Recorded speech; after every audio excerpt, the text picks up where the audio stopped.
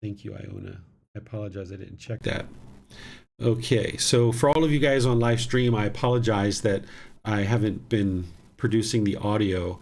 You can see the audio in the podcast when I publish that on Wednesday. Apologize that I went through class without checking the microphone. But essentially what I've been doing is just setting up the understanding of what merit is and what generosity is. And now I'm starting to talk about those two things individually, so you'll be able to see what I am going to be sharing with you in detail. What I've been sharing so far is just an introduction, and now we're starting to go into the detail of what generosity and merit is.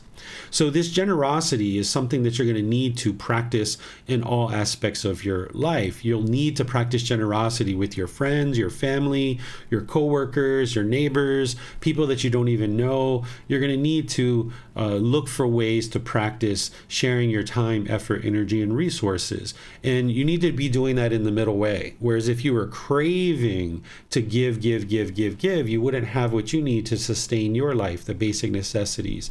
But if you never practice generosity, the mind would be selfish. It would be self-centered and holding on to things really tightly. So what you're looking to do is create this practice of generosity where you're practicing the middle way, and you're giving and you're sharing and you're doing things that aren't just for your own benefit. Because when there's craving, desire, attachment in the mind, that tends to be what the mind does, is it only wants to do things that are going to benefit you.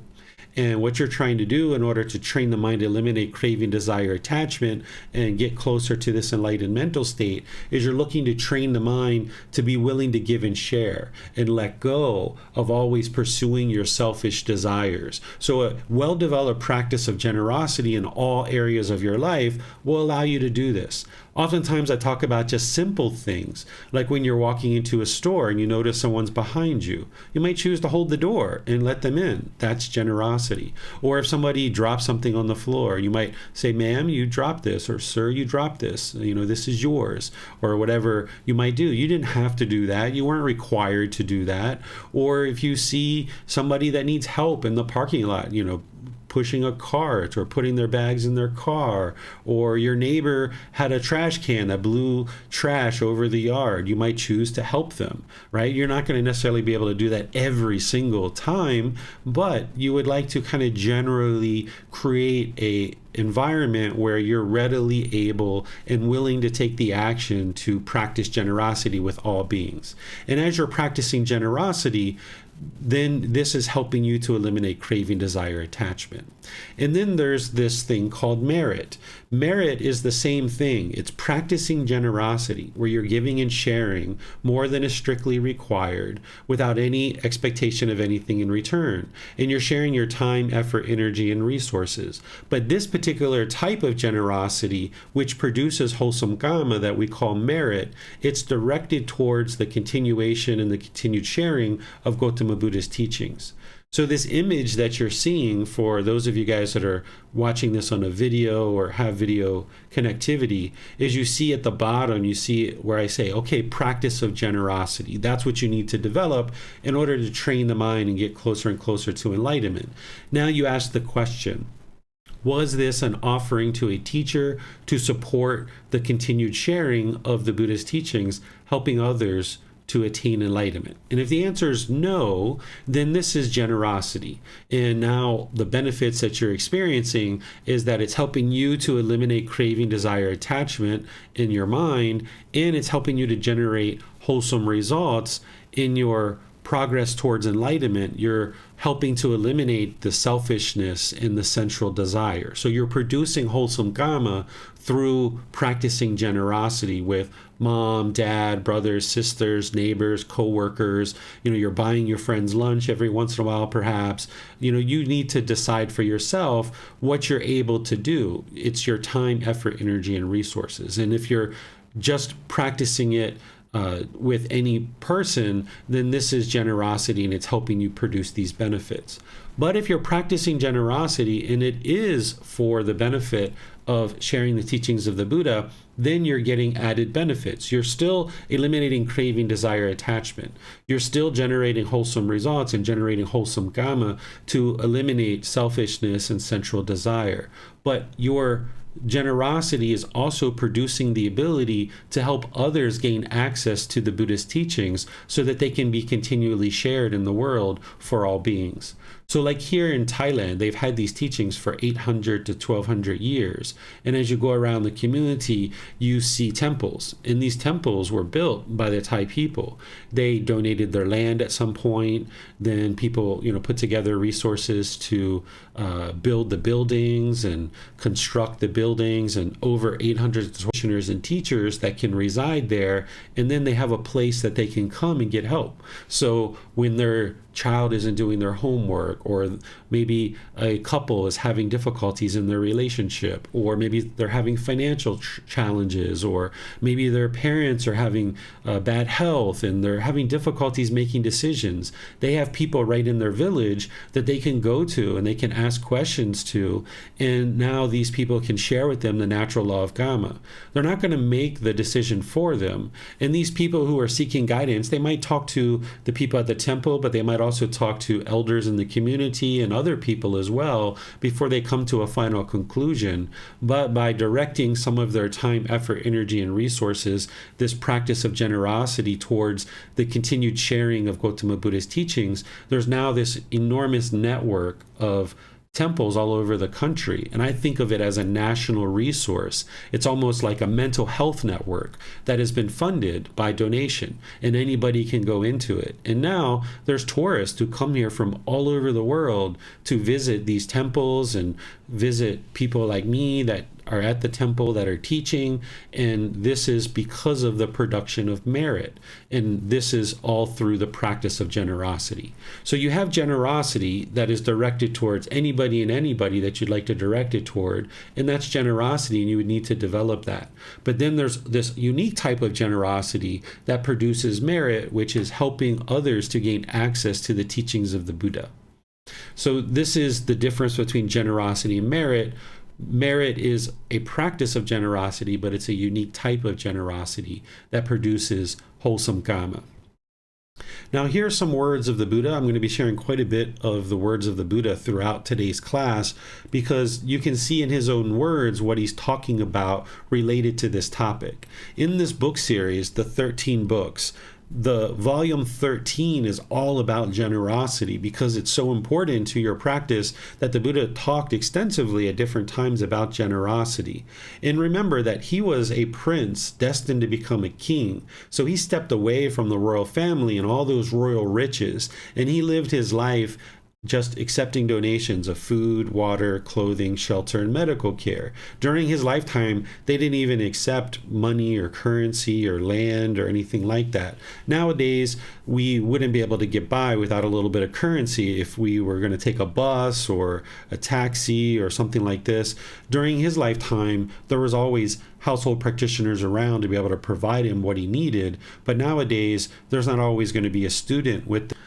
These 8 persons are worthy of gifts, worthy of hospitality, worthy of offerings, worthy of reverential salutation, an unsurpassed field of merit for the world. What 8? The stream enterer, the one practicing for the realization of the fruit of stream entry. The once returner, the one practicing for the realization of the fruit of once returning. The non-returner, the one practicing for the realization of the fruit of non-returning. The Arahant, the one practicing for the realization of the fruit of Arahantship. These 8 persons, monks, are worthy of gifts, worthy of hospitality, worthy of offerings, worthy of reverential salutation, an unsurpassed field of merit for the world. The 4 practicing the way, the 4 established in the fruit. This is the upright community, composed in wisdom, in virtuous behavior or moral conduct, for people intent on sacrifice, for living beings seeking merit, making merit that ripens in the acquisitions. What is given to the community bears great fruit. So let me help you to understand this. These 4 individuals that he's talking about, the stream enterer, once returner, non-returner, and arahant, these are the 4 stages of enlightenment. For someone to get to one of the 4 stages of enlightenment, they would have had to have a lot of dedication, determination, and diligence, and really develop their practice to a significant extent to be able to move into one of those 4 stages of enlightenment. The mind is actually enlightened when it gets to arahant, or arahantship. That's the mind is actually enlightened. It's completely eliminated all discontentedness. But even in these other 4 stages of enlightenment, someone would have cultivated a significant amount of wisdom to be able to get to that. And then the 4 practicing the way is someone who's very close to being a stream enterer, a once returner, a non-returner, or arahantship. And these individuals are going to have a certain amount of wisdom that's really helpful for everybody. So if you're making offerings to an individual who's in one of these 4 stages of enlightenment, you would have needed to cultivate enough wisdom to be able to determine that they're in one of the 4 stages of enlightenment. And when you're making an offering to them, you're coming in contact with them and now have the opportunity to cultivate wisdom and ask them questions. It's not like there's this mystical, magical thing that when you make an offering or close to it, then the wisdom of the teachings of the Buddha can permeate into a community more and more. It can fill up the community with more and more wisdom. Whereas if people weren't supporting these individuals, then the wisdom wouldn't come into the community. And now he says here in these 2 paragraphs, he says the 4 practicing the way, the 4 established in the fruit. This is the upright community, composed in wisdom and virtuous behavior. Because during the lifetime of the Buddha, there were multiple teachers who were claiming that it was their teachings that led to enlightenment. But a Buddha knows that they've gotten to enlightenment, and they know it's their teachings that lead to enlightenment, even though other people might be teaching certain teachings. It's a Buddha's teachings that lead to enlightenment, and that's why we still are talking about his teachings and not these other teachers that existed during that lifetime, because their teachings didn't lead to enlightenment. But the household practitioners, as they're starting off on the path, they don't necessarily know whose teachings are leading to enlightenment and whose aren't. So the Buddha is making it very clear that his community of practitioners is the upright community, or sometimes he says the straight community, because these are the ones who are deep with wisdom about what it takes to get to enlightenment, and they're practicing this virtuous behavior. So you should see that when you're making offerings to people in the community, you wouldn't see them doing harmful things in the world or unwise or unwholesome things. You would like to make offerings to people who are virtuous. And when he talks about making offerings to people, not only is he describing it here, but you'll see other descriptions as well, where he typically will preface it with virtuous ordained practitioners or virtuous teachers, because during the lifetime of a Buddha, you can imagine there must have been thousands and thousands and thousands of people that were learning and working on getting to the path to enlightenment. And not all of them were practicing the teachings as closely as the Buddha himself. So there are different people in different stages and progressions of their journey to enlightenment. So while there might be someone who shaves their hair and wears an orange robe, for example, it doesn't necessarily mean that they're practicing the teachings closely. Just because somebody's ordained doesn't mean they necessarily know the teachings very closely. So the Buddha advised people and encouraged people to look for virtuous practitioners that you can support, because if you see someone who's being very virtuous with their moral conduct, then they would have the wisdom of how to improve the condition of their mind and their moral conduct, and those are the people that would be wise to support, because they're the ones who are doing the real work to cultivate the wisdom of the teachings, improve their practice, and now by supporting them, the teachings can come into the world more readily for everybody to be able to learn and practice them. And now this last paragraph, he says, for people intent on sacrifice, for living beings seeking merit. So if you're interested in seeking merit and cultivating this wholesome this wholesome Kamma, to develop a community of practitioners in your community where there's enlightened people in your community, because this is going to be helpful. So for people who are interested in seeking this merit and developing a community, he says, making merit that ripens in the acquisitions. What he's talking about acquisitions is that as you practice generosity and cultivate merit, you will acquire more and more improvements to the condition of the mind. Your mind will move into the attainments of the jhanas and the 4 stages of enlightenment. So in order to get to enlightenment, you would need to cultivate and develop a certain amount of generosity in your practice towards all beings, and then also direct a certain amount of that towards producing merit, so that it'll ripen in the acquisitions or ripen in the attainments of the jhanas in the 4 stages of enlightenment. And then he says, what is given to the community bears great fruit. Because when people are making offerings to a teacher should be using a certain portion of that for their water, their food, their shelter, their clothing, their medical care, but it should be coming back to the community in order to help the community to learn. So for example, if people make offerings to me, there's a certain portion that I use for food, water, clothing, shelter, and medical care, but the more significant amount of it is coming back to the community in terms of buying meditation cushions or carpets, Zoom memberships, websites, investing in lights and microphones and computers, and to be able to live stream out into the world and share these teachings. So whatever is given to the community bears great fruit because it comes right back to the community in terms of an individual sharing the teachings with you and helping you get closer and closer to enlightenment. So that's what he's sharing here as part of this teaching. So now just let's look at some more details related to the practice of generosity and the practice of merit. So practicing generosity, as I've mentioned, it helps to eliminate craving, desire, attachment, the cause of discontentedness in the rebirth in the cycle of rebirth. It's helping you to eliminate the stain of selfishness. And by producing generosity that is directed towards continued sharing of the Buddhist teachings, which ultimately leads to merit, this is helping you to develop your confidence in the teachings of the Buddha and the Buddha himself and the actual community. Because if you remember back to chapter 3, there's 10 individual fetters, and one of those fetters is called doubt. What doubt is that by the time you get to enlightenment, you will need to have eliminated any doubt about the teachings and their ability to attain enlightenment. And the way that you do that is through investigating his teachings, to learn them, to then independently reflect on them and verify them that they're true. And then you practice the teachings and transform your mind, and you see the condition of your mind gradually improving. And as you do this, you start eliminating your doubt. You don't eliminate doubt through belief. That's not how you eliminate it. You eliminate it through investigating the teachings, to learn them independently, verify them through reflection, and then you practice them to transform your mind. And this helps you to build confidence in the Buddha, the teachings, the community, your teacher who shared the teachings with you, and your own ability to attain enlightenment.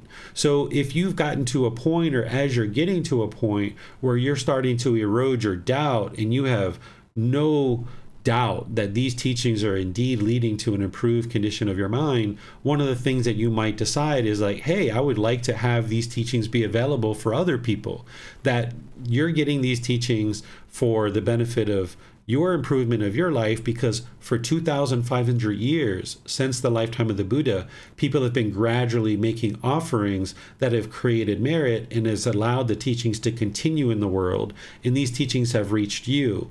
And now that they're reaching you and they're benefiting you, and if you see that and you're starting to remove the doubt, and you know that, yes, these teachings are indeed leading to an improved life, an improved condition of mind, you might decide to now practice generosity to produce merit and allow other people to get access to these teachings, for the next 5 years, 10 years, 20 years, 100 years. These teachings can be shared in the world. So by you deciding to practice merit, it's helping you to confirm that you don't have doubt that, yes, these teachings are indeed helpful, and I would like to contribute to helping other people to get benefit of these teachings.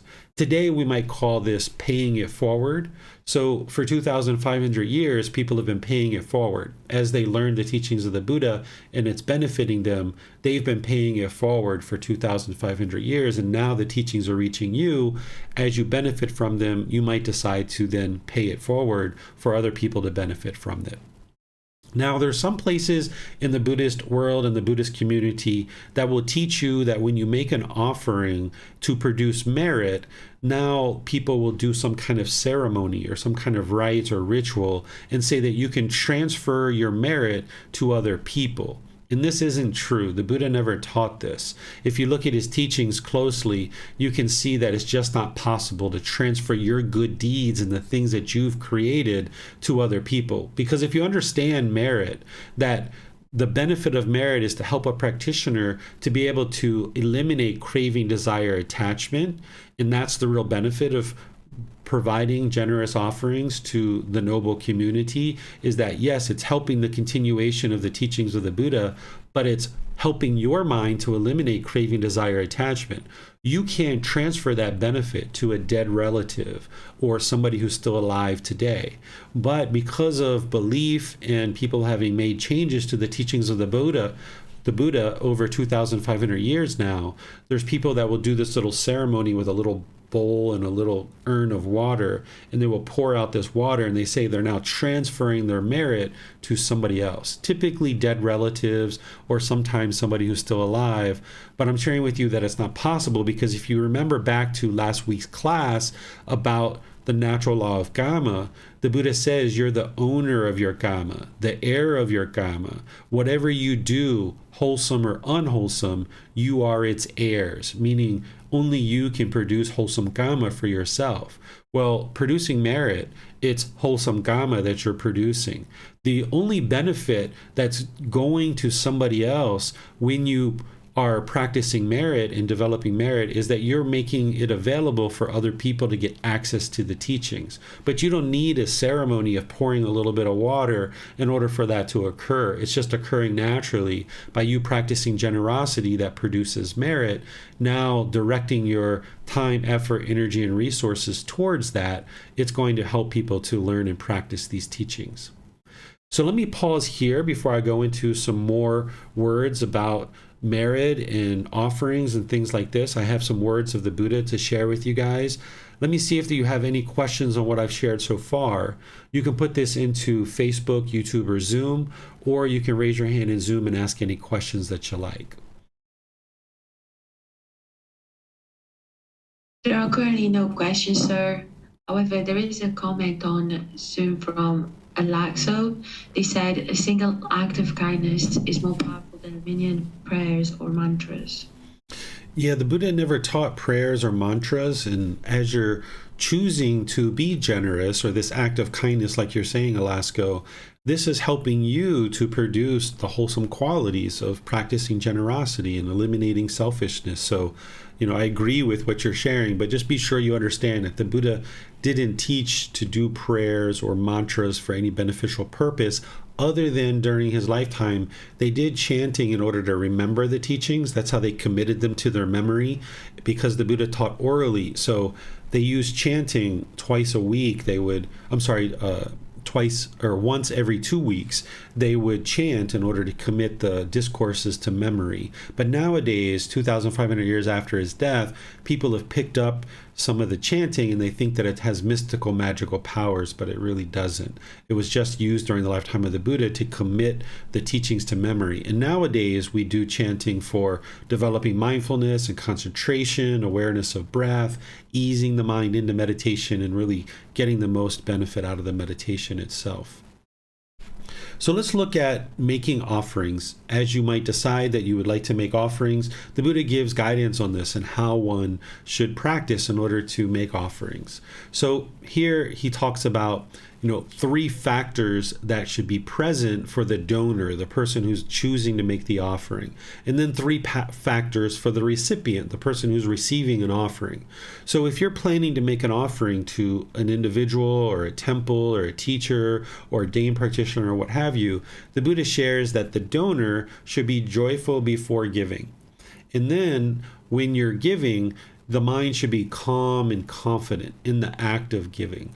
And then when you're making an offering, after the offering has been made, then the mind should be joyful. And here he's talking to a female because a female asked him this question. So he's using the pronoun she, but you could also put he in here as well.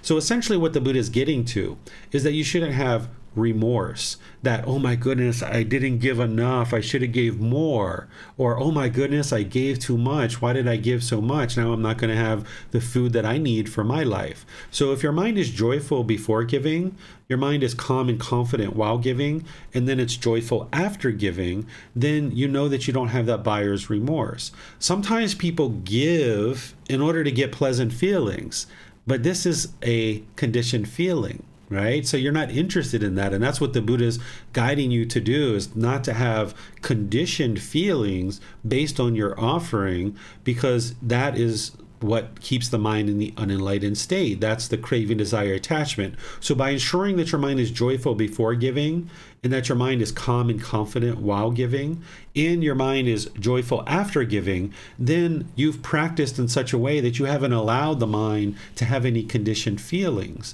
that you haven't felt sad or sorrowful after giving, or you didn't feel so excited and elated after giving, that you just remained joyful and you remained calm and confident.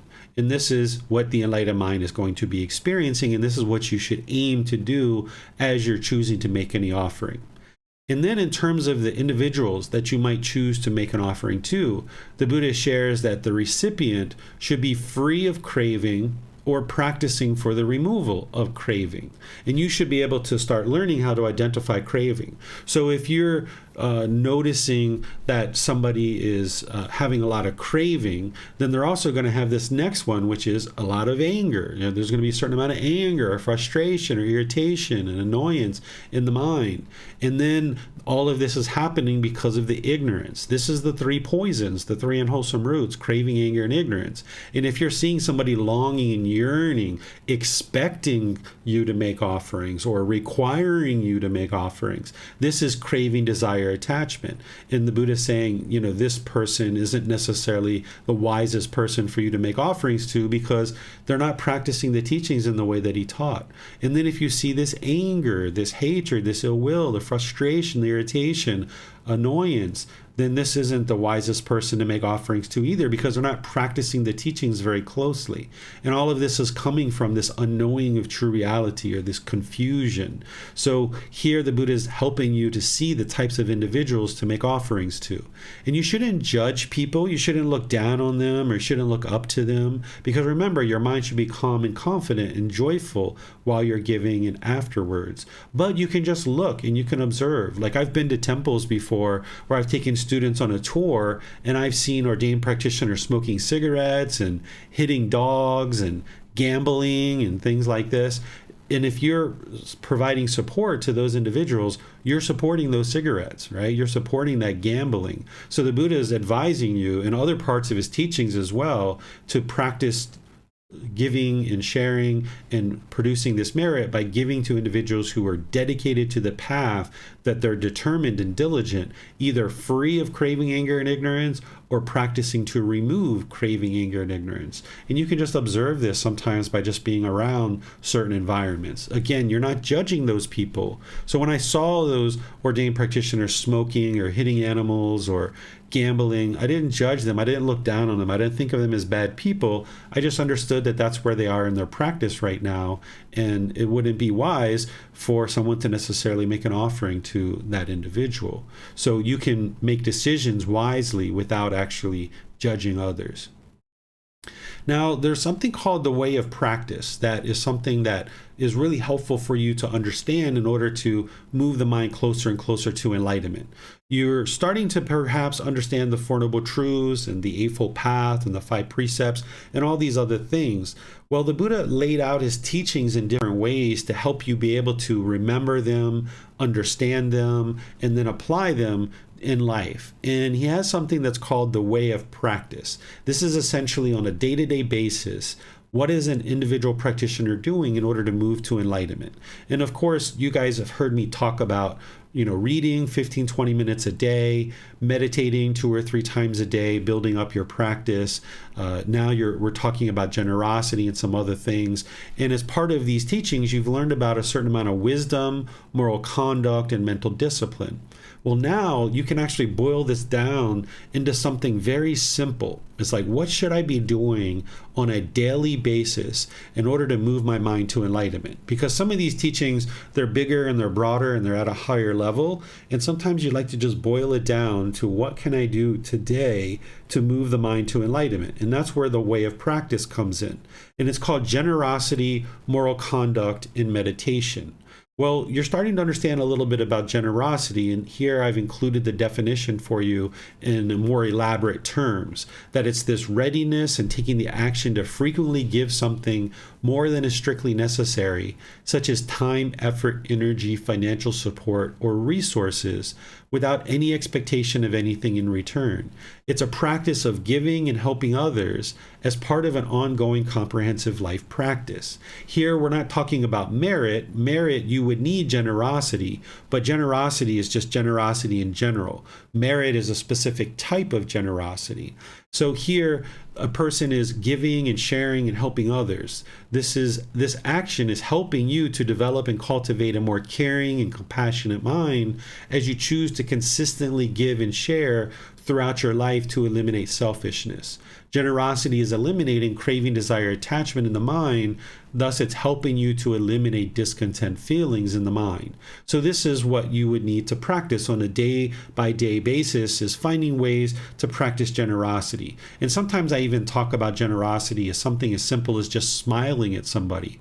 This is your time, effort, and energy more than is strictly required without giving anything in return. You're just walking down the street, you might smile and say, "Hi, good morning, how are you?" or whatever you'd like to say. This keeps the mind uplifted and positive and upbeat, right? But of course, you would like to practice generosity beyond just a smile, but that's something simple that you can do. And then as you're practicing generosity, you've also learned moral conduct as part of the Eightfold Path. Right speech, right action, and right livelihood. And this is ensuring that you're not causing harm through your moral conduct, so harm isn't coming back to you. So by maintaining this virtuous behavior, where you're maintaining and acting upon higher principles of proper conduct, it's helping to ensure you're not causing harm to others. Because as long as you're out in the world being harsh and aggressive or hostile or slandering people or lying, having frivolous speech, and maybe causing bodily harm through killing or stealing or sexual misconduct, or causing harm through your livelihood, you're going to find it very challenging to get to this peaceful and joyful mental state, because you're putting out more and more harm, and that harm's continuing to come back to you.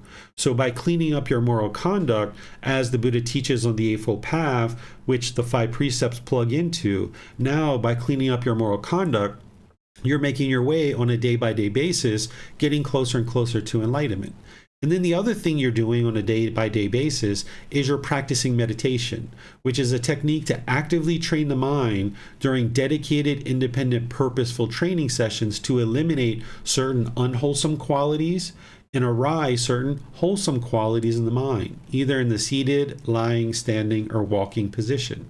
This is where you're actively training the mind in meditation. And you might be doing that 2 or 3 times a day, building up to that, and perhaps even building up to 30 minutes or more, and taking your time to build up to that so you have a nice, solid, stable foundation of your meditation practice.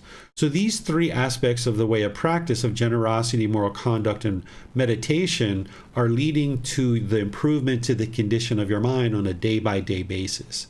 And what's putting all of this into practice is your wisdom. You're going to need the wisdom of what generosity, moral conduct, and meditation is, so that you can practice this on a continuous, ongoing basis. So this program is helping you to understand what this is.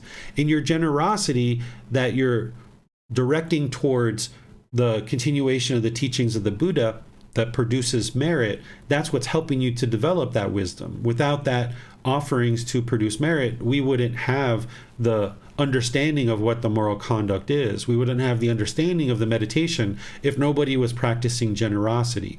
Then what we would end up seeing is we would end up seeing teachers that have courses and retreats and classes, and there would be a fee for these things, and it would be very challenging for people to get to enlightenment because the teacher isn't practicing generosity in that situation, because they're asking for money to learn their teachings, and the students aren't practicing generosity in that situation because they're just paying a fee for a class. But by a teacher choosing to make the teachings available at no cost, and the students are able to gradually choose whether or not they're going to practice generosity or not, then everybody's practicing generosity, and it helps the mind to be trained to give and share this time, effort, energy, financial support, and resources, and helps you move closer and closer to enlightenment. But this way of practice of generosity, moral conduct, and meditation is generosity in any direction that you would like to practice that. And then the moral conduct is what you're doing on a daily basis, as well as the meditation itself. And then the Buddha describes some more things along the lines of practicing generosity to help you understand the benefits of this. So I'm going to share with you multiple words of the Buddha where you can see what he's describing as generosity and merit and so forth. So this is just one little snapshot of an aspect of his teachings where he talks about accomplishment in generosity. He says, "And what is accomplishment in generosity? Here, a noble disciple resides at home with a mind free from the stain of selfishness, freely generous, open-handed, joyful in letting go, devoted to charity, joyful in giving and sharing. This is called accomplishment in generosity." So a noble disciple is an individual who's deeply practicing the teachings. During the lifetime of the Buddha, there was a caste system that was in place. And if you were born into a rich, wealthy family, it was thought that you were, essentially a good person. And if you were born into a low family, it was thought that this is a low family, they're lacking wealth, they're lacking resources, and now you're in this low position in society. And things were pretty much locked. And when the Buddha stepped away from the royal family, which was a noble family, right? They're very rich, very wealthy. He was teaching people that it's not about what family you're born into, about whether you're noble or not noble. Instead, what makes you noble or not noble is your conduct and the way that you conduct yourself in the world. So he referred to all of his students as noble disciples. And this is the reason why when you see a monk wear a robe, they will expose their right shoulder, because during the lifetime of the Buddha, the nobility in the community would wear clothing and expose their right shoulder. Us commoners who were working in the fields and things like this, we would just wear any old, clothes and rags that we could put on our body to go out and work and be in the fields. But the noble people would walk around with an exposed shoulder, and everybody would know that they're in the upper class. So the Buddha had all of his students expose their shoulder. Even if you were born into a family that lacked wealth and you became a student of the Buddha, right away you walked around with a robe that exposed your shoulder, because he considered anybody who was on the path to enlightenment and deeply dedicated and diligent to learning the teachings that lead to enlightenment as a noble disciple, because you're dedicated to learning and practicing and moving the mind to this enlightened mental state where you're no longer causing harm in the world, but instead you're out there practicing and training your mind, and you're willing to do that work and work through those difficulties and struggles to ensure that you're not causing harm to others. So we refer to all of his students as noble disciples who were deeply and dedicated to practicing the teachings. So here he's explaining to reside at home free from this stain of selfishness, being willing to freely give and share, being devoted to giving and sharing, and being joyful in that giving and sharing, being joyful in letting go, no longer holding on.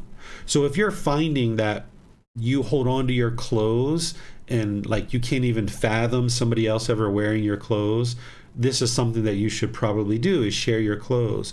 Or if you can't even fathom somebody coming and living in your home for like 2 or 3 days or 5 days, like a family member or something, that's something that you should probably do, is let somebody come over and stay at your house. Or if you have a computer or a mobile phone or a pair of shoes or a car or something like this that you're holding on to really tightly, by you sharing it and allowing other people to use this, this will help your mind to let go, so that you're no longer having craving, desire, attachment. Therefore, you're going to get discontent. When you see your shoes have a little scuff mark, maybe you get angry or frustrated. Or maybe you come home and things aren't exactly in the right place that you want them to be in. Maybe you're angry or frustrated when you see that. Or maybe you see a problem with your clothing. You see a little string or a thread or a hole in your clothing. If you get frustrated or annoyed by that, these are all because of craving, desire, attachment. So as you're giving and sharing these things, including your financial resources and your material possessions and things like this, and you're developing generosity, this is training your mind to let go and to no longer hold on to things tightly. This is one of the most impactful teachings that I've read around the practice of generosity that the Buddha shares. And as I mentioned, the entire last book, volume 13, has a complete collection of some of the most important teachings around generosity that the Buddha shares. But this one was one of the most impactful ones that I ever came across. So I'd like to share it with you, and I'll read it. It's titled, if beings knew the results of giving and sharing. He says, monks, if beings knew, as I know, the results of giving and sharing, they would not eat without having given, nor would the stain of selfishness obsess them and take root in their minds. Even if it were their last bite, their last mouthful, they would not eat without having shared it, if there were someone to share it with. But because beings do not know, as I know, the results of giving and sharing, they eat without having given, and the stain of selfishness obsesses them and takes root in their mind. So what he's talking about here about the results of giving and sharing is he's talking about enlightenment itself. That if you understood what enlightenment is and what you're experiencing in that enlightened mental state, what he's saying is people would not eat a meal without having given something and shared it if there was somebody to share it with. Even if it was your last bite, your last mouthful, you would not eat without having shared it if you understood the results of giving and sharing. Because the Buddha talks about how he practiced generosity in his last life, but he also talks about generosity in all of his previous lives and how he was very generous in his previous lives, and that's what ultimately led to his ability to getting to enlightenment in his last life as an actual Buddha. Because you see the challenges that it takes in order to get to enlightenment with an actual teacher. But if you can imagine being a Buddha and doing this on your own, it takes a lot of work, it takes a lot of wisdom, and it's quite a bit of a challenge. And he describes that part of what allowed him to be able to do this, a very significant part of what allowed him to be able to get to enlightenment on his own as a Buddha, was the fact that he was generous in his previous lives and in his last life. And if you can think about generosity, he dedicated the last 45 years of his life, which is more than 50% of his life, to giving and sharing the teachings that help people to get to enlightenment. So he was practicing generosity even as an enlightened being, and as a Buddha, he was giving and sharing all throughout his life. So what he's saying is, if you understood the peace, the calm, the serenity, the contentedness and joy that you experience in the enlightened mental state, you would not eat without having given. You, even if it was your last bite, your last mouthful, if there was somebody to share it with, you will have shared it. But because people don't know what that enlightened mental state is, they allow this stain of selfishness to obsess the mind and take root in the mind. So you might feel a bit of a wall in sharing and practicing generosity in certain parts of your life, but if you can break through that and don't allow the selfishness to obsess the mind, you'll see that the mind can break through and you can experience more and more joy, because as you're getting rid of the craving, desire, attachment, there's going to be more peacefulness and more joy that's coming into the mind. So by you practicing on a continuous, ongoing basis to practice generosity, it will help you to get closer and closer to what the Buddha is describing here, which is the results of giving and sharing, in experiencing this peace, calm, serenity, and contentedness with joy, where you're no longer experiencing discontent feelings. Here's another one where he talks about the 5 benefits of giving, and I'll share this one with you as well. He says, monks, there are these 5 benefits of giving. What 5? 1 is dear and agreeable to many. 2, wholesome persons go in large numbers to 1. 3, 1 acquires a wholesome reputation. 4, 1 is not deficient in the householder duties. 5, with the breakup of the body after death, 1 is reborn in a good destination, in a heavenly world. These are the 5 benefits of giving. By giving, 1 becomes dear. 1 follows the duty of the wholesome. The wholesome, mentally disciplined monks always go in large numbers to 1.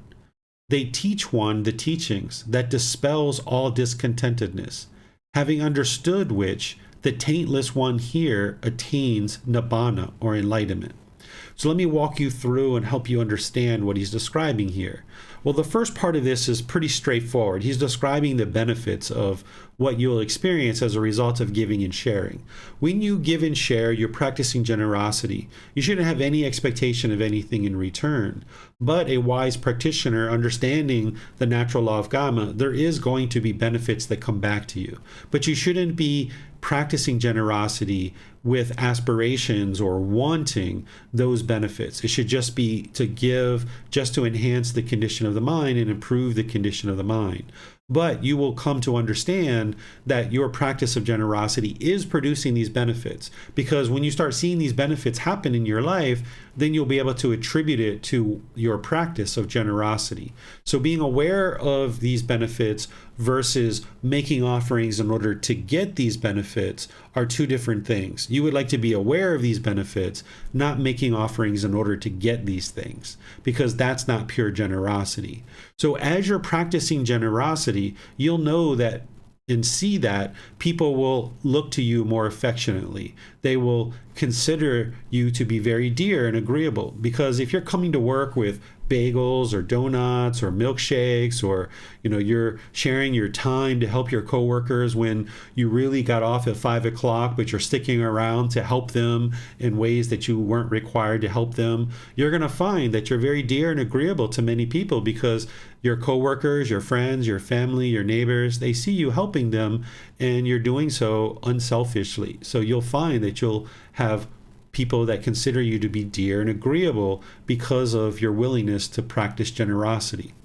You'll see that wholesome people come towards you in large numbers, because people that are practicing wholesome teachings tend to attract others who are also doing wholesome things. So this will attract people towards you that are also doing wholesome things. You'll notice that you'll acquire a wholesome reputation in your community as you're practicing generosity. Again, you shouldn't be practicing generosity to get this, because that's not pure generosity and it won't produce what it is that you're looking to produce. You should just practice generosity for the sake of eliminating craving, desire, attachment, and you know that that's what you're looking to accomplish through your practice of generosity. But you will acquire this wholesome reputation. And then as part of this mutual support that we're about to talk about, household practitioners have certain householder duties that we're practicing in order to ensure that the teachings continue. And there are certain responsibilities that we do in the household. And when you're practicing generosity, you'll see that you tend to be more diligent with washing dishes and taking out the trash and cleaning up your house and things like this, because you're giving and sharing, and you are not deficient in your duties to help others through giving and sharing. And you'll see that you tend to even take care of your own home in a better way than perhaps you did before. This fifth one that the Buddha is sharing is it's 100% true that with the breakup of the body after death, if one is practicing generosity, they are reborn in a better destination, in a good destination, even a heavenly world. But it's important when you see the teachings of the Buddha related to things like being reborn in heaven or being reborn in hell, he's never using this as a way to fear or guilt or shame you into practicing his teachings. And he's not using rebirth in the heavenly realm in order to incentivize you to practice his teachings. Because remember, if you get to enlightenment, which is the ultimate goal of his teachings, you're not going to be reborn anywhere. That's his ultimate goal, is to help you get to enlightenment so that you're not reborn anywhere. But he needs to teach you the truth of what's truly going to happen. That if you're practicing generosity and you're learning all the other teachings, and for some reason you fall short of enlightenment, then there's a good opportunity for you to be reborn into the heavenly world. But rebirth in the heavenly world is not ideal. That's not what the ultimate goal of this path to enlightenment is. Getting to enlightenment means that you're not going to be reborn in the cycle of rebirth, because existing in existence means there's going to be grief, pain, displeasure, and despair. It means that you're going to be experiencing discontentedness. So even in the heavenly realm, they're experiencing discontentedness. They're experiencing exclusively pleasant feelings. They don't experience painful feelings or feelings that are neither painful nor pleasant. But the heavenly realm is not permanent. Those beings are going to need to be reborn. They can get to enlightenment in that realm, but oftentimes they are complacent. They lack motivation and encouragement to actually get to enlightenment because they're only experiencing pleasant feelings.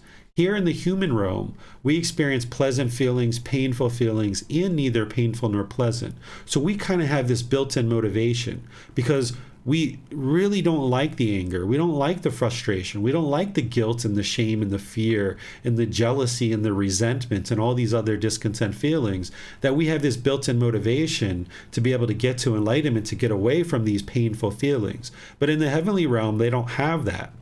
So they tend to be complacent and lack enthusiasm to get to enlightenment. So they're oftentimes reborn into other realms of existence. So it's not ideal to get to heaven, but the Buddha is teaching you the truth that practicing generosity does tend to lead to an improved rebirth, either in the human realm or potentially even in the heavenly realm, which is what the Buddha is describing here. Then he goes on to explaining, essentially summarizing what he said at the beginning, where he says, by giving, one becomes dear, one follows the duty of the wholesome mentally disciplined monks always go in large numbers to one. So during the lifetime of the Buddha, people needed to be around household practitioners in order to sustain their life. They wouldn't be able to sustain their life as a household or as a ordained practitioner or as a teacher if they didn't have students that were willing to give them donations. So this is the mutual support that the Buddha put in place in order to ensure that the teachings were being shared with household practitioners. And we're going to talk about that here in a moment. Then the Buddha says, they teach one the teachings that dispels all discontentedness, having understood which the taintless one here attains nibbana. So essentially what he's describing is that by practicing generosity, you'll be in the presence of teachers that can share the teachings with you. You can gain the wisdom. You can eliminate the 10 fetters. That's what it means to be the taintless one, the one who's eliminated the pollutions of mind, which is the 10 fetters. So the taintless one who's eliminated the 10 fetters attains enlightenment. That's how you attain enlightenment, is by eliminating the 10 fetters. But you wouldn't be able to do that if you didn't have the wisdom of what those are and how to practice, and you weren't able to practice generosity in order to produce merit. So now let's describe what the Buddha is describing in terms of giving and sharing, and how the best, most ultimate gift that anybody could ever give is the gift of the teachings, because we're practicing generosity in all directions in order to cultivate the mind to eliminate craving, desire, attachment. But when you're practicing generosity to produce merit, you're giving the gift of the teachings. That's what you're doing when you're supporting ordained practitioners, temples, and teachers. You're giving this gift of the teachings to help other people. So the title of this one is Gifts of Teachings is Superior Than Gifts of Material Things. Monks, there are these two kinds of gifts: a gift of material things and a gift of the teachings. Of these two kinds of gifts, this is supreme, a gift of the teachings. There are these two kinds of sharing of material things and sharing of the teachings. Of these two kinds of sharing, this is supreme, sharing of the teachings. There are these two kinds of assistance with material things and assistance with the teachings.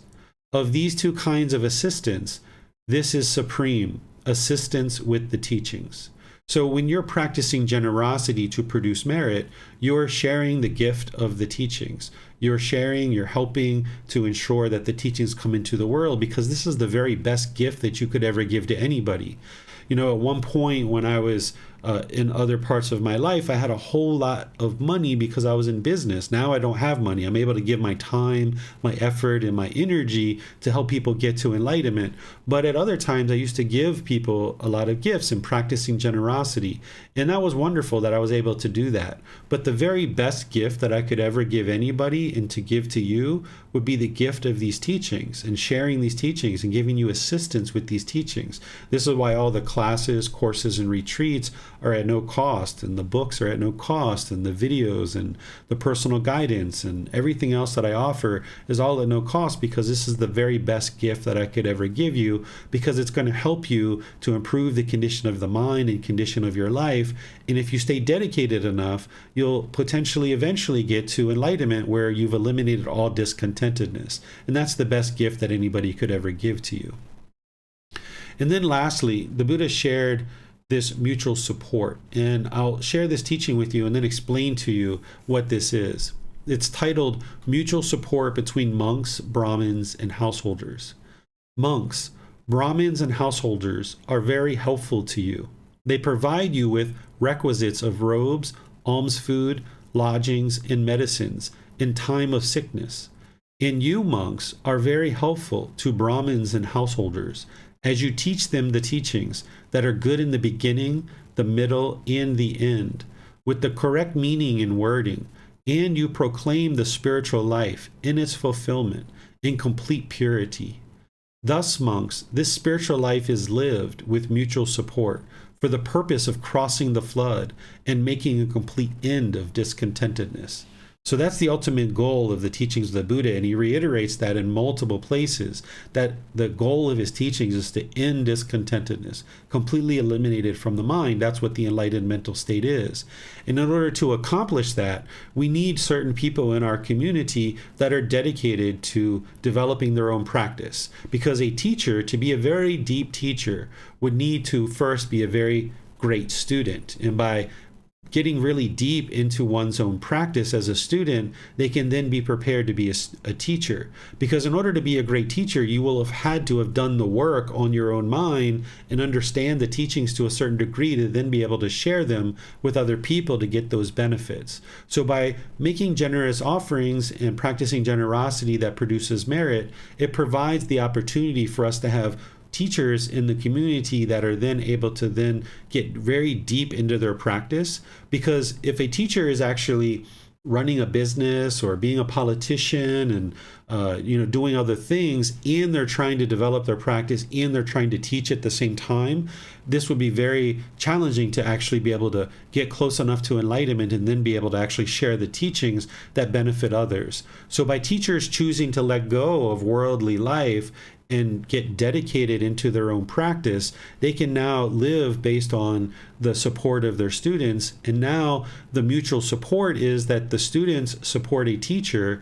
And now as the teacher gets deeper and deeper into their practice, potentially either enlightened or very close to it, now they're able to offer those teachings back to their students and give them the wisdom. Because the students are helping to support that teacher, there's this mutual support where the students are now providing support for the teacher, and the teacher is providing support back by sharing the teachings with the students. And the Buddha envisioned this wisely during his lifetime so that there was this connectivity between students and teachers. Because if the ordained practitioners were able to cook and make food and buy their own clothes and get the supplies that they needed themselves, they would have no need to come around household practitioners and actually share the teachings with them. They could just get to enlightenment. They could be living in that peaceful, calm, serene, and content mind with joy and just go off into the forest and just live this wonderful life without ever coming in contact with any household practitioners.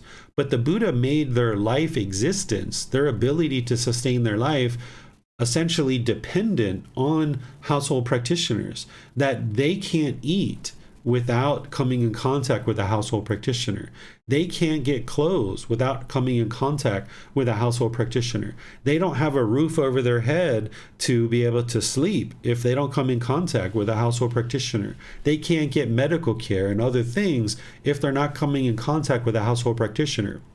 But also, household practitioners aren't going to be able to have great relationships with their life partners or their children or their employees or their boss or their neighbors. They're not going to be able to be successful financially if they're not in contact with teachers and ordained practitioners to be able to learn the wisdom of the teachings of the Buddha. So in this way, there's a mutual support where students are supporting a teacher and a teacher is supporting the students. And doing this all based on generosity. Where, as I mentioned, if a teacher had a list of classes for a price, they're not practicing generosity, so they're not going to be able to get to enlightenment. And if students are signing up for classes and paying for a price for those classes or retreats, they're not practicing generosity either, so they're not going to be able to get to enlightenment. So by a group of people coming together and choosing to support teachers and temples and ordained practitioners. Everybody's practicing generosity because the teachers should be giving and sharing without any expectation of anything in return from their students. They should be more than willing to give and share the teachings and be able to help people get to enlightenment. And then if we appreciate that teachers are willing to do that, then as students might decide to also give time, effort, energy, or resources to help that teacher to then be able to share the teachings back with them. And then what you should see is that teacher is sharing the offerings that they receive, that they're then using those in order to further help the community move forward by purchasing things that are needed in order to share the teachings with others. So you'll see that as part of a teacher that's practicing the teachings, that they'll use a certain portion of their offerings to sustain their life for food, water, clothing, shelter, and medical care. But then a good majority of what is being offered to them is coming back to the community and benefiting the community by the teachings being shared. You should be getting free books and free access to classes and courses and retreats. You should see that there's meditation cushions and carpets and microphones and projectors and computers and the ability for this person to now share the teachings because they have the resources they need to be able to do that. So while a teacher is sharing their teachings for free, it's not free to share their teachings. They need to be able to have a certain amount of resources to be able to share their teachings with others. And where that support comes from is their students. And their students are choosing on their own at whatever time they might decide or not to then support what is being shared with them. And then that teacher is then able to share without any expectation of anything in return. Whether someone makes them an offering or not, they're able to share teachings with anybody and everybody in the world. So this is everything that I have to share with you guys on merit. We can talk about this topic and anything that you guys would like to discuss about this topic, or if there's other things that you guys would like to discuss, we can discuss those as well. You can ask questions by putting it into Facebook, YouTube, or Zoom, or in Zoom, you can raise your hand electronically and ask any questions that you like.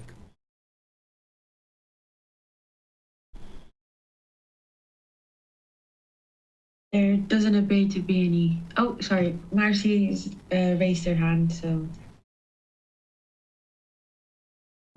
Howdy, hello, Teacher David. Thank you, Iona. Teacher David, so I have set up to where I make a monthly donation automatically. Is that making it automatically take away from the joy you feel before, the joy of giving, and the joy of after? I mean, I consciously know that every month it comes out, so I, obviously there's no, I'm not having any kind of discontentedness with it, but because I'm not doing that physical act of physically making that payment right then and there, it's just being done automatically. Does that take away from the merit, or is that okay?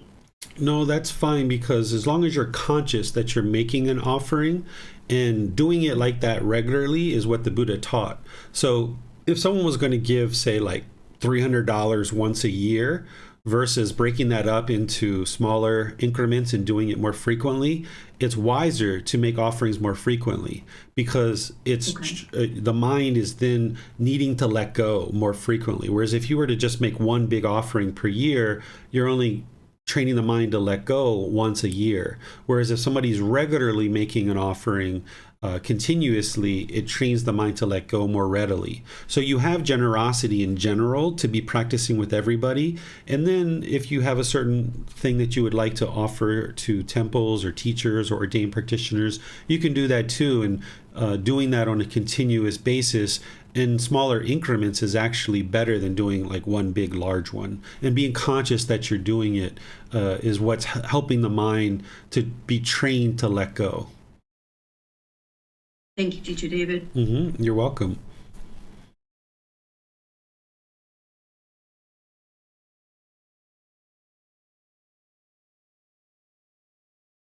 It feels like Christine also has her hand raised, teacher.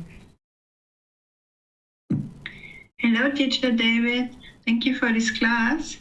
And I have a question on the feelings before and after giving, because no matter if it's generosity to anybody or if it's merit, I often experience that before I give and after I give, I have the same thing. I'm constantly asking myself with regards to how this other person might feel about how much I give, if I'm giving too much or too little. I cannot even find what's adequate. And often this goes on for weeks before I can decide on how much to give or what kind of gift to make.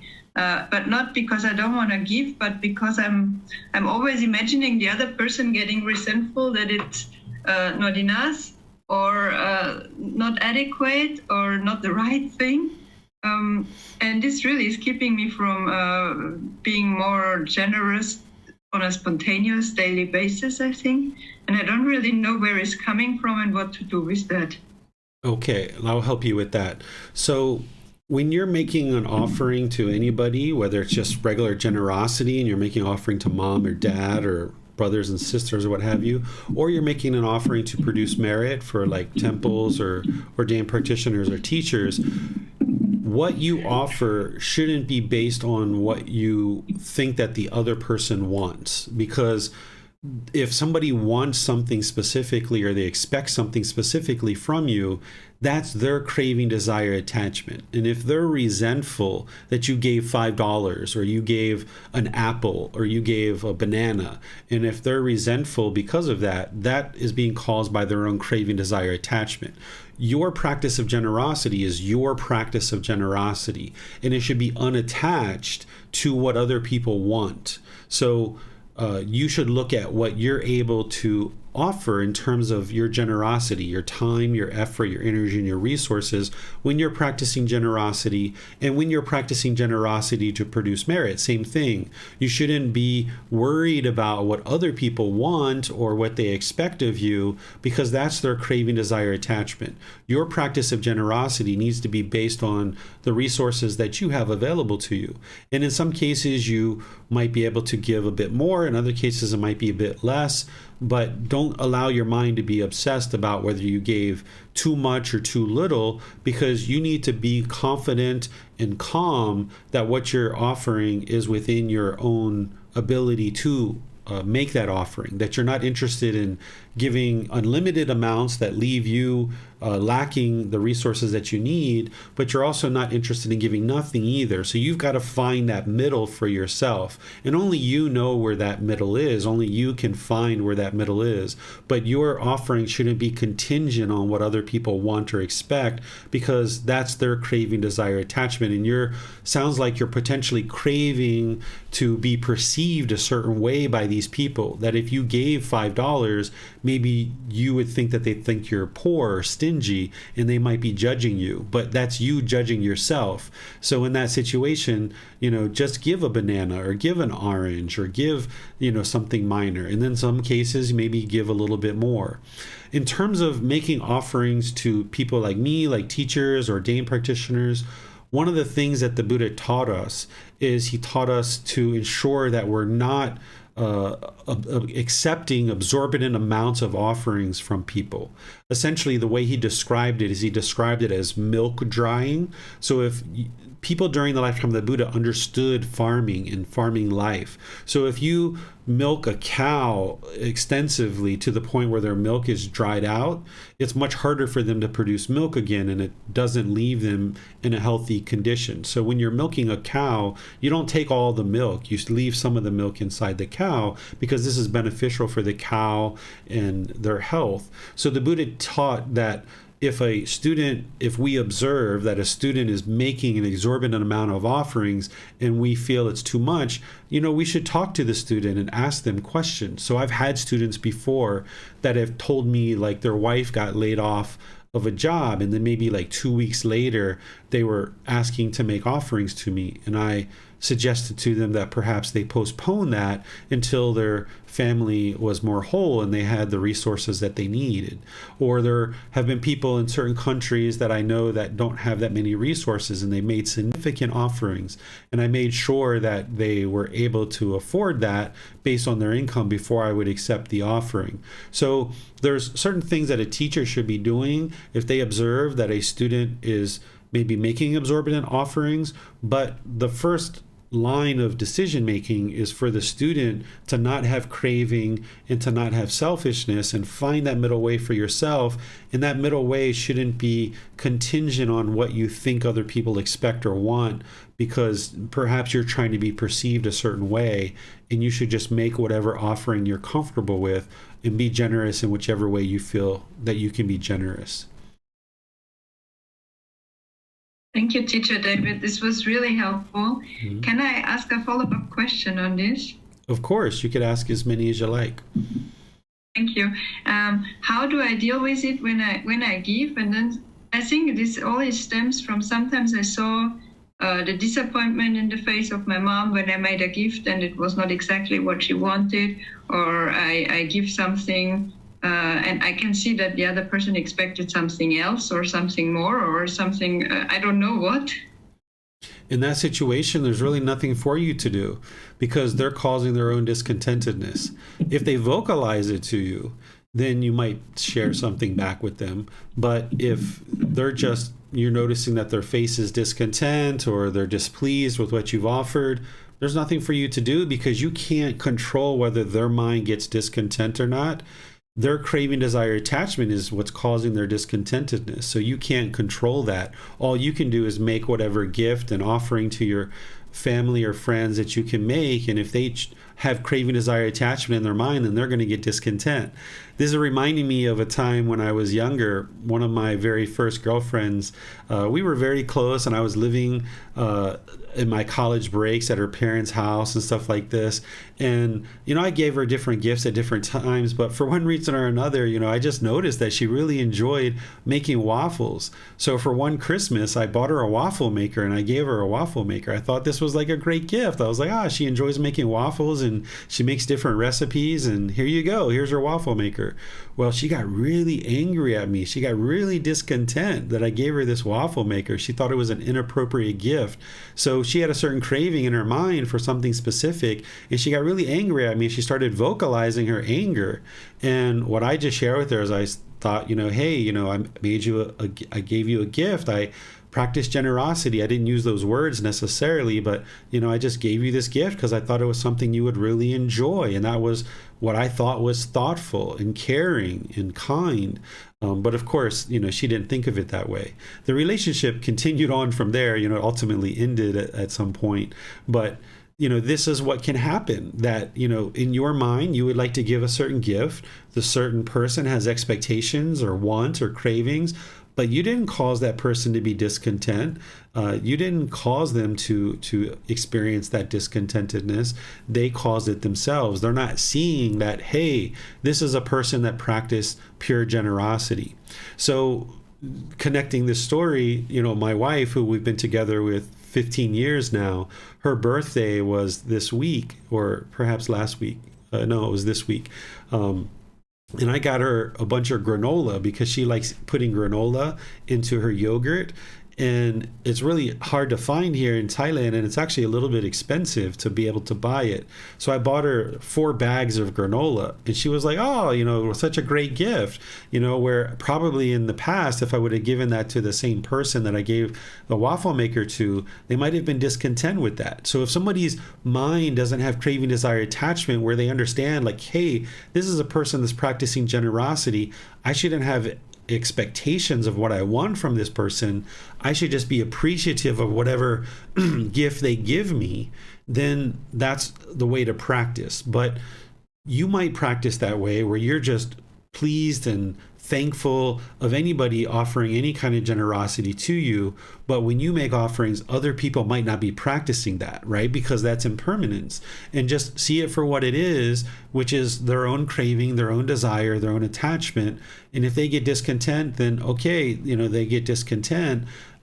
If they vocalize it to you and there's a conversation that you can have and you can show them that you've made this gift because you thought it was kind and generous and thoughtful, and this is what you're able to provide, and you apologize and you're sorry that they're discontent, but you're not causing that discontentedness, it might help you to help mom to understand a bit about craving, desire, attachment. But in that situation, you just need to proceed cautiously and be really humble as you share that with them, because it can potentially erupt into more of a difficult problem. So oftentimes it's best to have these kind of conversations when your mind is calm and their mind is calm. If they're angry and hostile and aggressive or frustrated or irritated, that's not the right time to have the conversation. So if they vocalize and vent anger and annoyance towards you, you might just move away and smile and what have you, and then maybe a couple days later or a couple hours later come back and circle back and have a conducive conversation that helps them gain a bit of wisdom. Because the whole reason why their craving exists is because of the ignorance and unknowing of true reality. So the way to get rid of the craving is to help them gain wisdom. So by you sharing some wisdom with them and helping them see the truth for themselves, then they can let go of their craving. And that's how you ultimately help somebody. And that's why the Buddha says sharing the teachings is the best gift that you could ever give to somebody, is that by you sharing a bit of wisdom, it will help somebody get closer to enlightenment because they're eliminating their craving and anger. But you also shouldn't teach somebody without them being open to understanding. So the Buddha describes that if you have parents or people that you're very close with that you think that they will heed your advice, he says, okay, you should make attempts to share teachings with them. But this doesn't mean you should go out into the community and just, share with your neighbors and your different people around you and your coworkers, mainly your parents and your siblings, your life partners, your children, people like this that are close to you. The Buddha says we should make efforts and attempts to help them understand things like the Four Noble Truths and other things like that. But you need to do that in a very humble way and be sure their mind's open to it. So sometimes you might need to ask questions where if you see your mom frustrated with your gift, you're not interested in maybe talking about it today, but maybe 2 or 3 days from now, you come back and you say, Mom, I'd just like to check in with you. How did you feel about the gift I gave you? And if she's like, well, to be honest, I wasn't really happy about it. Okay, well, is that something you'd like to talk about and discuss? And she's like, yeah, let's talk about it. So there, you have an open door and now you can start discussing it. Whereas if she's like, no, I don't want to talk about it. Okay, no big deal. And if you're not attached, you can just move on and you don't need to continue to pursue the conversation. So you need to see these things on a case-by-case basis. But in general, you don't really have to do anything at all.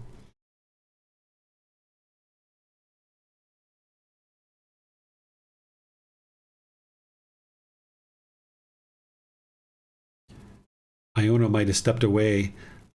So I think Christine is done with her question. I see, Joe, you have your hand up if you'd like to go ahead. Hi.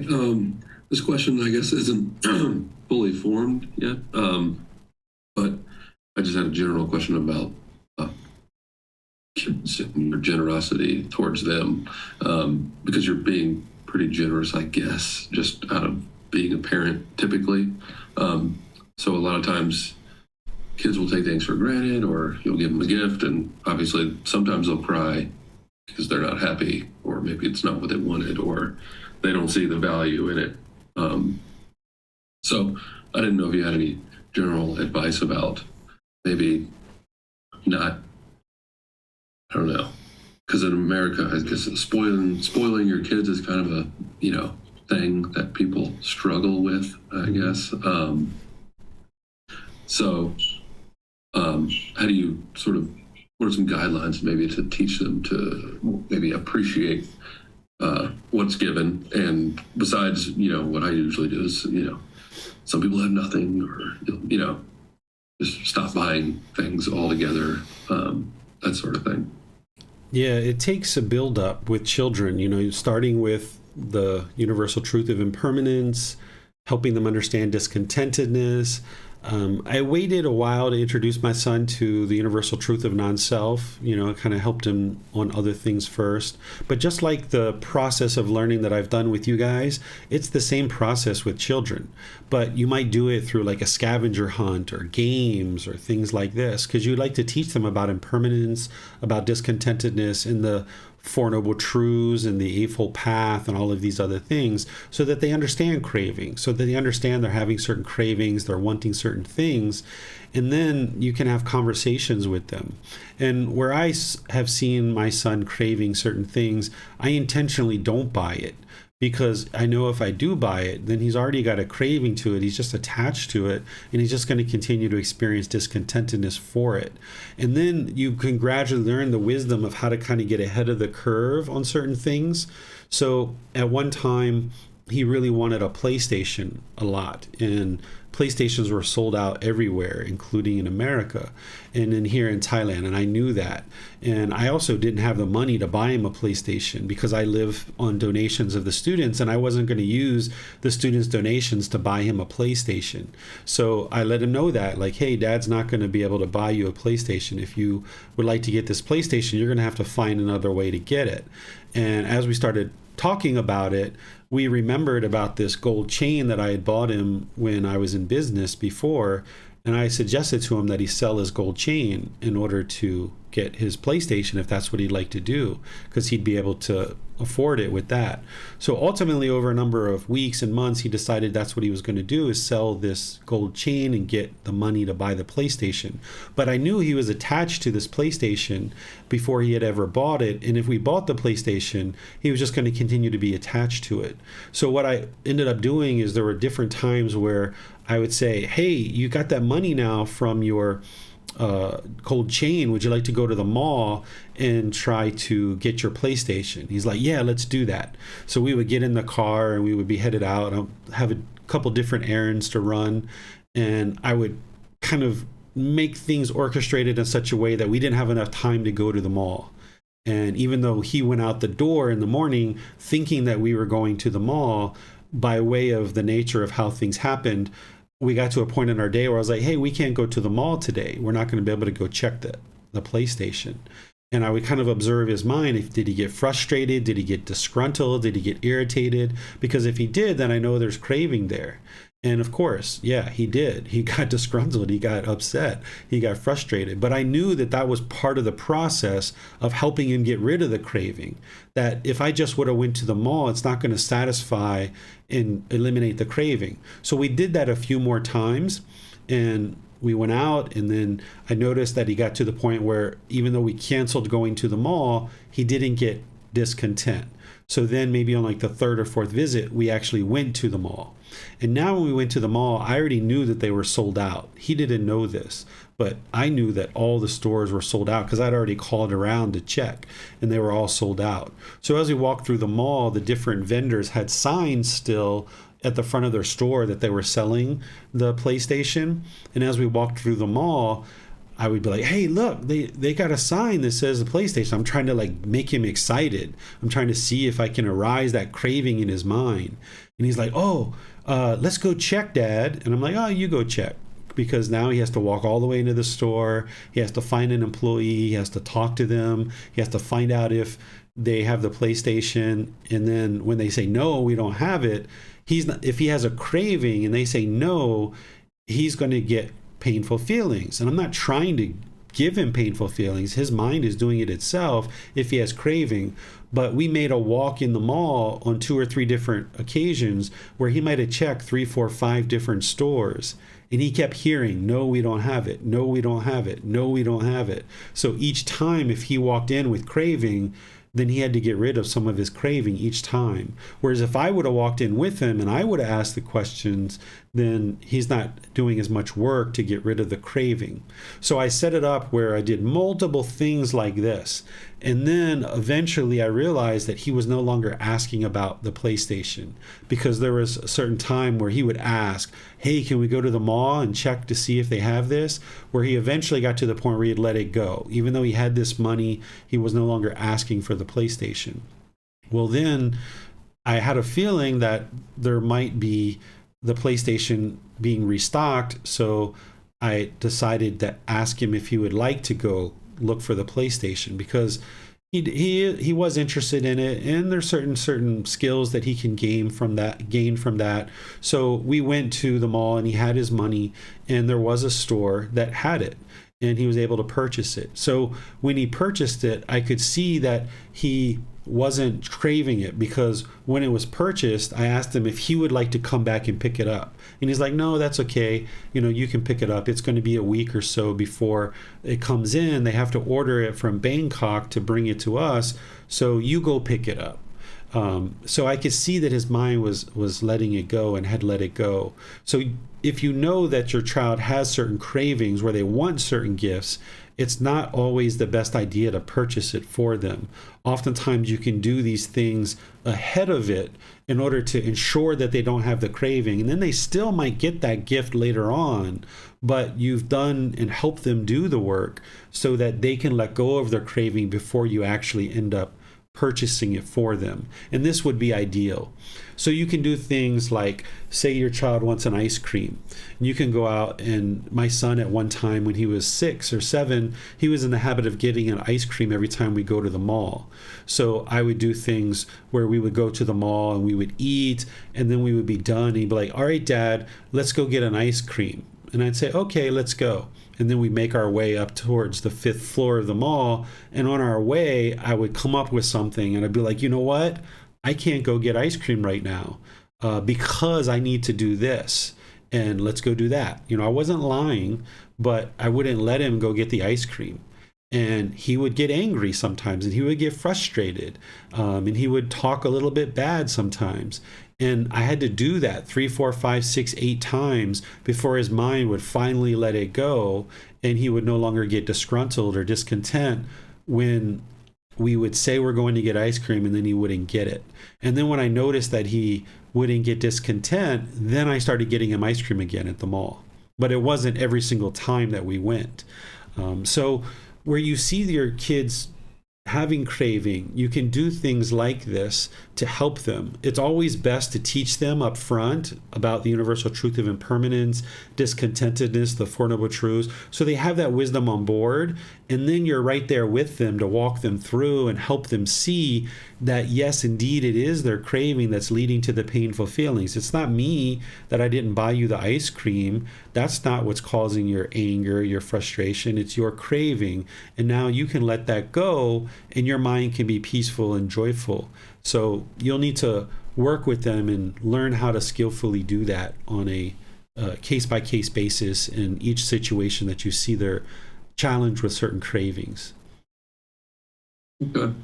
Yeah, and I guess I could use that advice on myself too, because sometimes, well, I guess the technique I'll use is I'll put something in the cart if I'm shopping online and just sort of leave it there and let it sit, for might be a day or a week or whatever, and eventually I'll either get it or I won't, but it helps. Yeah, that's a perfect thing, because if you have craving, the mind's going to want it right now. Hurry up and give it to me right now. Whereas if you realize, like, okay, I need a new pair of shoes, but I don't need it right now. So you can do things where you go into the store, you look around, you leave, maybe you come back a week or two later, and then you end up buying the shoes. Because you still potentially need the item, but you'd like to be sure that there's not craving in the mind. And this is where you use your mindfulness to be observant of the mind and try to determine if there's craving there or not. So I know that at some point I'm going to need a new mobile phone because I've got the iPhone 6 and it's really slow. And when I'm paying with here in Thailand, we have an app that we scan at merchants and we can just pay merchants, and they're having to wait and I'm having to wait for a really long time before I can pay. And I know that at some point I'm going to have to get one, but it's quite expensive. So, I've gone and looked maybe 3, 4, 5, 6 different times, even been close to purchasing something and then chose not to purchase it. And you can observe the mind that when you do that, is the mind trying to hurry up and get it? Is the mind discontent or disgruntled because you didn't get it? And you can kind of observe the mind in these situations, and this is one of the ways to do it, because if your mind's chasing after the object of its affection, wanting that next new shiny object around the corner, it's going to want to chase and grab it and get it right away. It's not going to want to be patient. So what you just described is an excellent way to test the mind and observe it. And you can do that in a real world store where you're going into a store and looking at something and walking away from it. And that's good training for the mind to walk away from something. Or you can do it with online purchasing too, where you go online, you find something, you put it in the cart, and it just sits there for a while and you don't purchase it right away. This is really good practice. Okay, thank you. Maybe I'll take him to the store. His birthday's coming up too, so, and we'll just look at some stuff and then leave. And, yeah, That's a good way to do it, Joe. Is have them go, have them look. They're going to want to buy it right now, and then you just say, "Well, we're not ready right now. Let's think about it." And you teach them how to look at something, how to investigate a product, but it doesn't mean we need to buy it right now. We can walk away and think about this. And that's a really good thing for them to learn as children, because then they'll do that as they get older too. They'll make wiser choices about their financial decisions. thank you. Yeah, you're welcome. Thank you, sir. There doesn't appear to be any more questions. Okay. Well, thank you all for attending class. Thank you all for your questions. Thank you, Iona, for moderating. This is very helpful to have somebody to do that. And I would also like to thank all of you guys for any donations or time, effort, or energy or resources that you've shared with me over whatever amount of time you've been studying with me. I make an effort that when somebody makes an offering to me, that I thank them right away. And I also do a monthly post where I'm thanking all the students who've been making offerings. But here at this particular juncture in our program, we're about halfway through. I would like to just thank all of you guys who've been supporting me, because it's your offerings of support that allows me to continue to do what I do, that I'm able to help you, and I'm able to help many other people in the world. There's people in small villages in Africa, for example, that might live on $50 a month, that I'm able to help them, because there's people who support me and provide me support to be able to do the things that I do. And I don't have any expectation from anything from anybody, and I'll help anybody who has a sincere interest in learning and practicing. So the people who are able to support me, it allows me to help you, but it also allows me to help many other people in the world who will never be able to potentially make a particular offering, perhaps, but I'm still able to help them, and they're still able to learn the teachings. So I'd like to just thank you all for any kind of support that you've made generous offerings to me in order to produce merit. And even people who are moderating and things like this. This is sharing your time, effort, energy, and resources to produce merit. You're allowing the teachings to come into the world by supporting a teacher to be able to get deep into my practice and then be able to share the wisdom of the Buddhist teachings with all of you to benefit you. And in this way, our community has this mutual support, where there's a teacher who's sharing teachings without expectation, without wanting anything in return from you, and having no expectations of you. And then you're able to practice generosity to ensure that your teacher has the things that I need in order to sustain my life. So thank you all for your offerings and your support. Next week, we're going to be in chapter 11, which is titled Meditation, Developing Your Practice. Here, I'm going to go through all the details of developing a meditation practice. We're going to talk about all 4 types of meditation. We're going to talk about all 4 positions of meditation. We're going to talk about all the different facets of meditation and how to develop your practice. I did a little bit of this when I was teaching the 4-part section, the 4-part series on breathing mindfulness meditation and loving kindness meditation. But now what you'll see in chapter 11 is it goes into a whole lot of detail about all the different aspects of meditation. So this is about halfway through the program, an opportunity for you to really understand meditation inside and out, backwards and forwards, because you'll need a certain amount of meditation to be able to train the mind and move it closer to this enlightened mental state. And then on Wednesday, we're going to be doing the breathing mindfulness meditation together. Last Wednesday, we did loving kindness meditation together. This Wednesday, we're going to be doing loving kindness meditation. So you can attend live or you can attend on the replays. This is an opportunity for us to encourage, support, and motivate each other in our meditation practice, and give you an opportunity to ask any and all questions that you'd like about the path to enlightenment. So thank you all for attending. Thank you for your focus and your concentration in deciding that today is a day that you'd like to learn the teachings of the Buddha. We'll see you guys in a future class. Have a very lovely and wonderful rest of your day. Sawadee ka. Sawadika. Thank you, Teacher David. You're very welcome.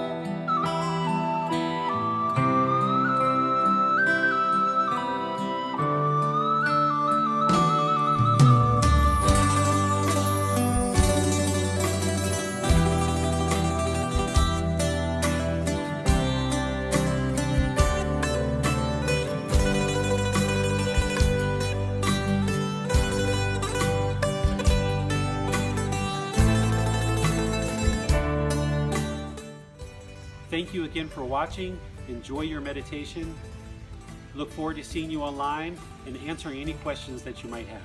Thank you so much.